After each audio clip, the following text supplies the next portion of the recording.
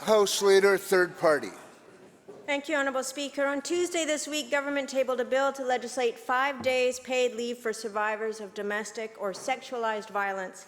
It is an absolutely crucial change and one that our caucus is proud to support, ensuring that survivors have the ability to take off time when they need to seek medical care, meet with law enforcement, or access emergency counselling services following an assault is critical, as is ensuring those services are there when they go look for them. In many areas of our province, this is not the case. The decision by multiple governments over many decades to consistently underfund the medical and justice services needed by survivors of sexualized violence is inherently sexist and dangerous to women. It does not have to be this way.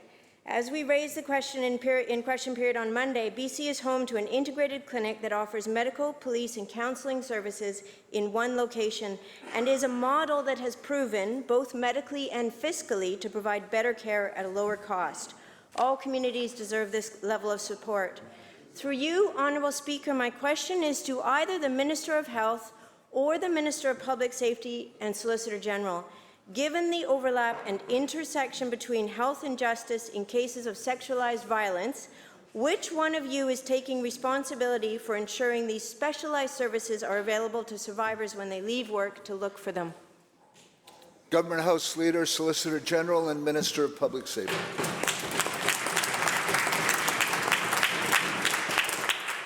Thank you, Honourable Speaker, and I thank the honourable member for that very important question. All ministries in government take this issue that she has raised extremely seriously, whether it's my ministry or the Ministry of Health or other ministries in government.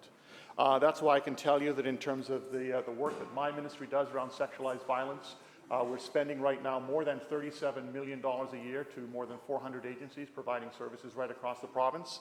The member talks about the centre in Victoria, which I visited, which I believe actually serves as a model for potential services around the province to deal with sexualized violence, to look at them in a way that serves in each different part, each communities in the way that meets the needs of those particular communities. That's why that service has received and is into the second year of a $200,000 grant, and I'm looking forward to receiving a grant application for the funding in this coming year. And we will continue to make these services a priority right across the province. House Leader, third party on a supplemental. Thank you, Honourable Speaker, and I'm pleased that the Minister agrees that the Victoria Clinic is a model. However, they did make a funding request for Budget 2020, which was rejected, and that request would have helped with sending communities and clinics the capacity to build up this model across the province. Providing people with effective medical and police support are not elective services to be thrown grant money if we have some left over at the end of the year, Honourable Speaker. These are essential government services, and it's not enough to just focus on clinics in major cities.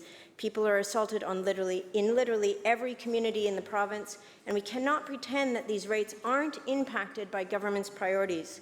As the final report from the Missing and Murdered Indigenous Women and Girls Inquiry stated, there is substantial evidence linking major resource extraction projects and violence against Indigenous women.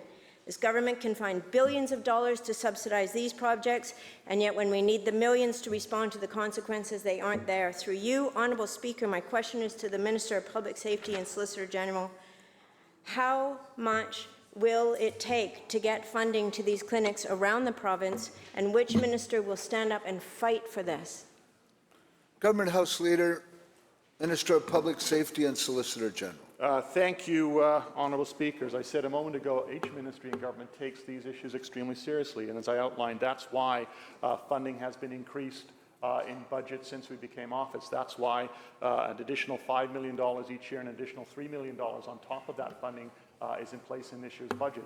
As I've said, I want to see these kinds of services extended around the province, but in a way that meets the needs of particular communities. We have committed by the actions that we have taken to date. As I've said in the case of the Victoria Centre, which I think is doing excellent work, I'm looking forward to receiving their grant application. Base funding has increased in other areas of government, and as I can tell you, this is a priority and will continue to be one.